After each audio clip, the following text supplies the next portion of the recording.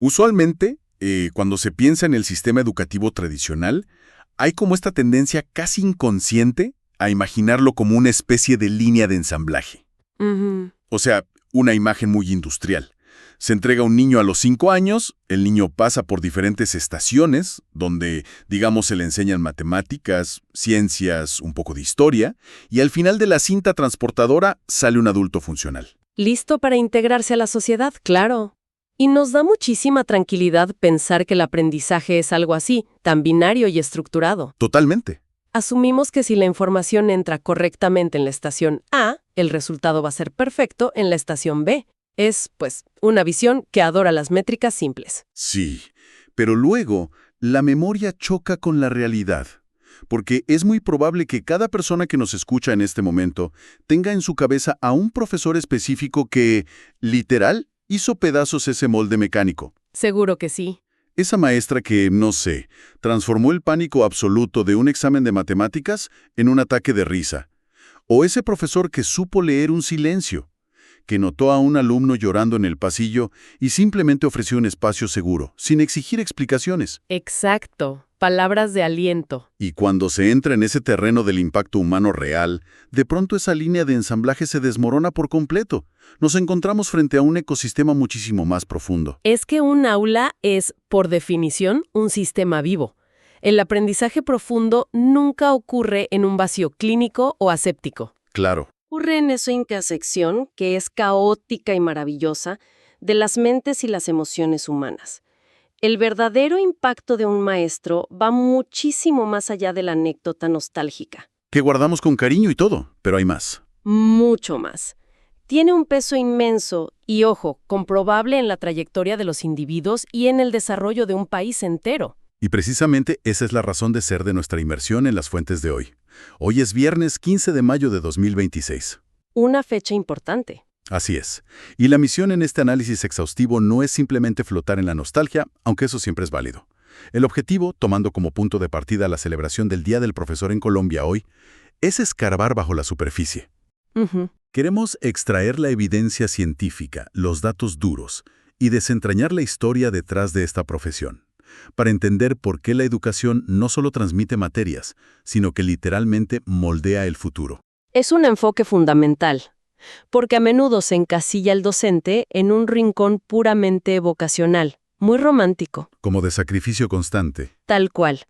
Y aunque la vocación existe, ese romanticismo a veces nos hace ignorar la arquitectura estructural que sostienen todos los días.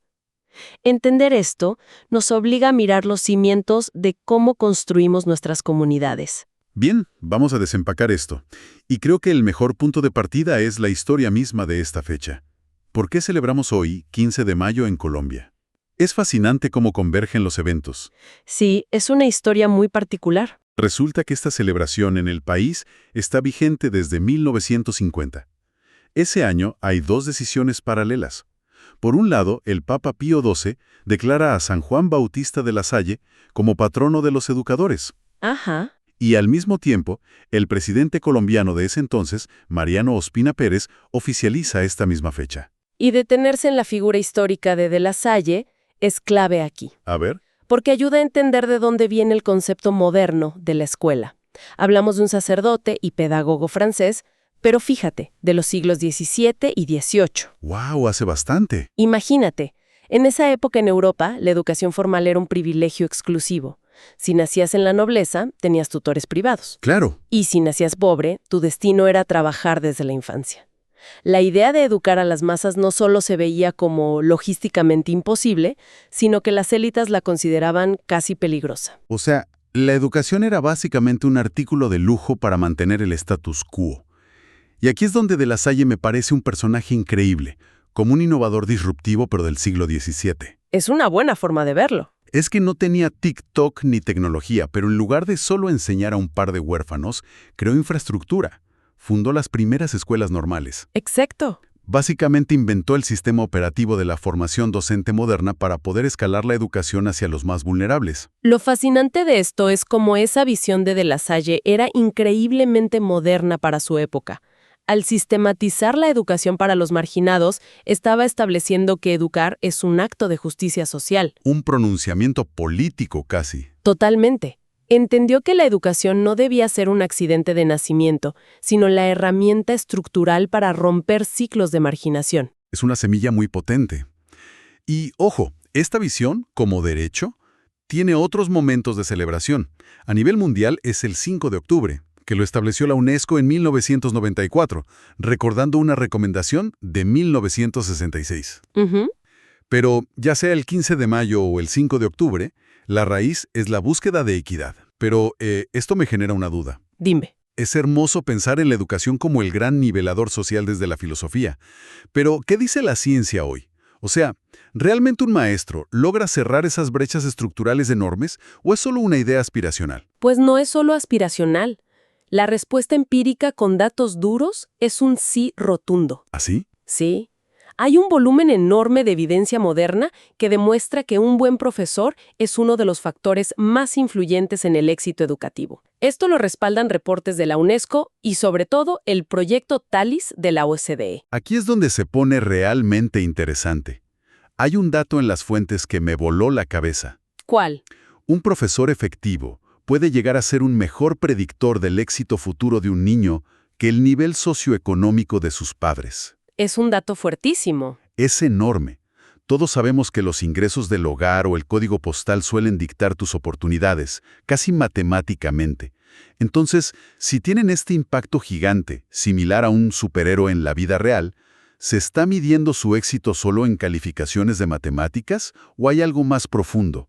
Hay algo muchísimo más profundo, definitivamente no tiene que ver solo con memorizar datos. Ya me imaginaba. Para entender el impacto real hay que mirar la psicología del estudiante. A ver, un nivel socioeconómico bajo a menudo implica estrés crónico, escasez, mucha incertidumbre. Claro, problemas en casa, falta de dinero. Exacto.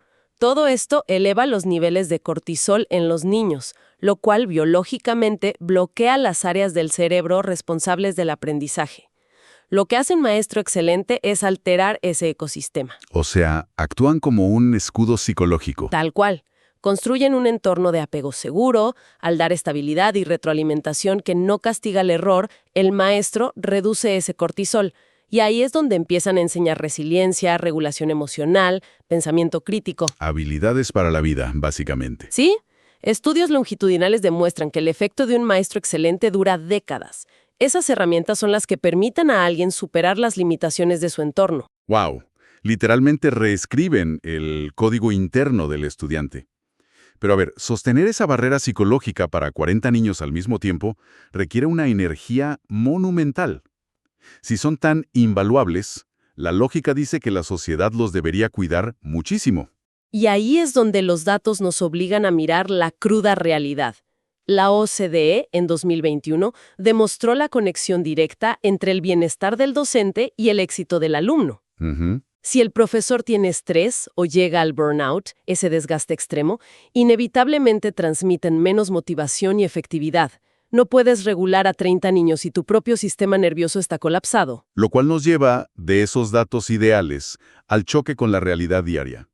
Si revisamos el contexto colombiano que aborda nuestra exploración hoy, los retos son absurdos. Sí, las montañas que tienen que escalar son altísimas. Hablamos de ruralidad extrema, escuelas donde un solo profesor maneja múltiples grados, zonas afectadas por violencia histórica, tienen recursos súper limitados y aún así logran resultados increíbles con pura creatividad. Y es un escenario que se replica con variaciones a nivel global. Sumemos la alta carga laboral, el estrés pospandemia, las brechas en formación tecnológica. Todo al mismo tiempo. Todo. Hoy se espera que lidian con diversidad cultural, equidad de género, neurodivergencia. Es un trabajo de precisión quirúrgica. Y escuchar esto me genera una disonancia brutal. Hay un discurso público de apoyo, ¿no? Todo mundo dice los maestros son pilares, pero luego hay una baja valoración social real en ciertos contextos. Es una paradoja. Es como pedirle a un arquitecto que construya un rascacielos resistente a terremotos, pero solo le entrenas una cuchara. Y luego la sociedad se cruza de brazos y se queja de que el arquitecto se estresa. Es una analogía muy dura pero real. Esto plantea una pregunta importante sobre nuestra hipocresía sistémica. A ver. Nos encanta aplaudir esa resiliencia. Celebramos la noticia del profesor que camina 3 horas por la selva o que usa su sueldo para comprar materiales. Merecen respeto, claro. Sin duda. Pero el peligro es que esa creatividad ante la adversidad se vuelva una excusa para normalizar la falta de recursos. Claro. Romantizamos el sacrificio para no responsabilizarnos del sistema. Transformamos la vocación en un subsidio para cubrir las deficiencias del Estado. Exactamente. La resiliencia de un maestro no debería ser la excusa para que la institución falle en su diseño básico. Entonces, ¿qué significa todo esto? Porque si descartamos que la vocación infinita es la única respuesta, ¿qué muestra la evidencia sobre lo que realmente funciona para mejorar este ecosistema? La evidencia es muy clara y afortunadamente sabemos qué hacer. Los resultados mejoran dramáticamente con 3 factores innegociables. Ajá, tomemos nota. Colaboración docente, autonomía profesional y apoyo institucional. Sin esto, cualquier otra medida se diluye. Desglosemos esto. Autonomía profesional. Me imagino que es dejar de tratarlos como operarios de una línea de ensamblaje. Exacto. Es devolverles su estatus de expertos en su aula. Un currículo rígido no sobrevive al contacto con 30 estudiantes diversos.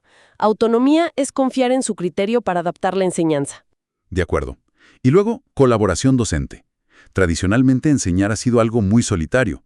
Entras al salón, cierras la puerta y estás tú solo contra el mundo. Y ese aislamiento genera burnout rapidísimo. La evidencia muestra que no es solo charlar en los pasillos. Es tener tiempo remunerado para planificar juntos, analizar datos, compartir estrategias.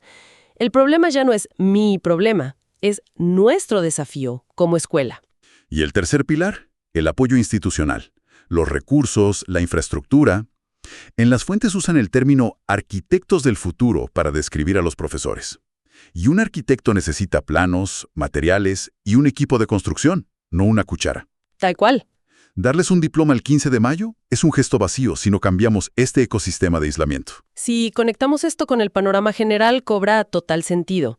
Los sistemas educativos más exitosos a nivel mundial, los que lideran el proyecto TALIS que mencionamos, aplican precisamente este apoyo institucional. No es magia entonces, no oro. Es evidencia. Han comprobado que la inversión en las condiciones de sus docentes es, de lejos, la mejor apuesta para el desarrollo de un país. ¡Wow! Pues ha sido un recorrido revelador en nuestra exploración detallada. Empezamos en el siglo XVII con un sacerdote francés, pasamos por los datos duros de la OCDE y aterrizamos en la dura realidad rural de Colombia. Es un espectro amplísimo. Así es. Y todo para entender que no podemos basar el futuro de la sociedad solo en el sacrificio personal. Y para cerrar este análisis, creo que es vital recordar la cita de Henry Adams que encontramos en las fuentes. Adelante. Él dice: un profesor afecta la eternidad. Nunca puede decir dónde termina su influencia. Captura esa naturaleza exponencial de la docencia. Las herramientas de hoy alteran la vida de generaciones que ese maestro jamás conocerá. Es una perspectiva asombrosa. Por eso, me gustaría invitar a quienes nos escuchan a una reflexión práctica. Agradezcan a ese educador especial. Si usan redes, ahí está el hashtag #OscarAIProfesor sugerido en las notas de hoy. Un gran gesto. Pero también apoyemos iniciativas locales. Y si tienen hijos, colaboren haciendo equipo con los maestros. O quién sabe, consideren la docencia como profesión. El mundo necesita mentes brillantes en las aulas. Y yo quisiera dejar a la audiencia con una idea nueva y profunda para masticar, basada en todo esto. A ver, cuéntame. Si los datos demuestran que un maestro excelente supera la barrera del origen socioeconómico de un niño, ¿qué pasaría con la pobreza intergeneracional si dejáramos de ver la educación pública como un gasto de mantenimiento? Uf. ¿Qué pasaría si empezáramos a tratar el presupuesto docente como la inversión de capital de riesgo más rentable de la economía global? Es una pregunta espectacular que nos deja pensando y nos recuerda la verdadera dimensión de lo que sucede en un aula cada día. Muchísimas gracias a nuestra audiencia por acompañarnos en este análisis exhaustivo. La invitación, como siempre, es a que la curiosidad nunca falte. Así es. Hasta la próxima.